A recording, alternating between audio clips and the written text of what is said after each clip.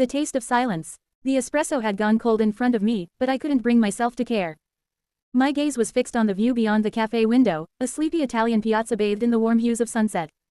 Couples strolled hand in hand, the laughter of children echoing between the pastel-colored buildings. It was a scene I should have found beautiful, maybe even inspiring, but instead, my chest tightened with a quiet ache I couldn't shake. I wasn't supposed to be here. Rome had been Matteo's city, not mine.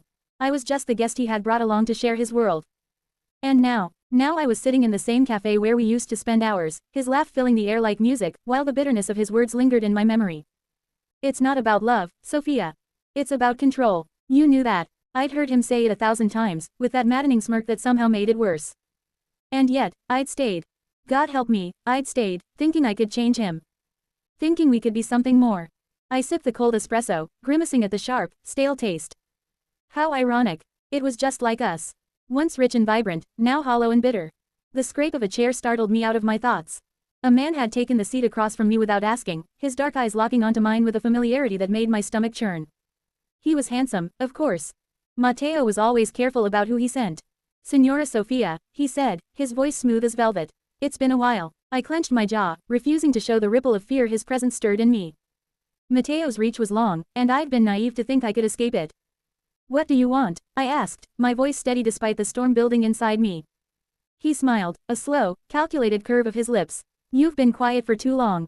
Matteo is concerned. Concerned. I let out a bitter laugh. That's rich. Tell him he doesn't get to be concerned about me anymore. The man leaned forward, his elbows resting casually on the table, but there was nothing casual about the way his eyes bore into mine.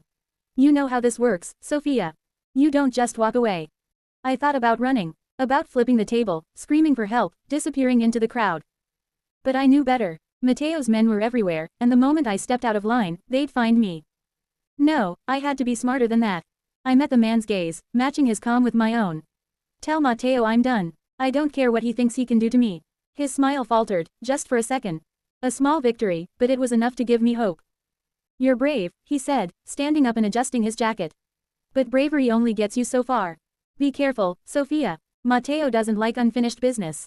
He walked away without another word, leaving me alone with my cold coffee and pounding heart. The sun had dipped below the horizon, and the piazza was bathed in the soft glow of streetlights. I should have been scared, terrified, even, but instead, a strange calm settled over me. I wasn't the same woman Matteo had controlled for years. I wasn't the Sophia who bent to his will, who believed his lies, who stayed because she thought she didn't deserve better. No, this Sophia had tasted freedom. And no matter how many men Matteo sent, no matter how many threats he whispered through their mouths, I wasn't going back. I stood, leaving a few coins on the table, and walked out into the night. The air was cool, the city alive around me. Somewhere in the distance, a violin played a haunting melody, the notes weaving through the streets like a promise. Matteo thought he could keep me in his world forever, but he was wrong. Because sometimes, the most powerful thing a woman can do is simply walk away, and never look back.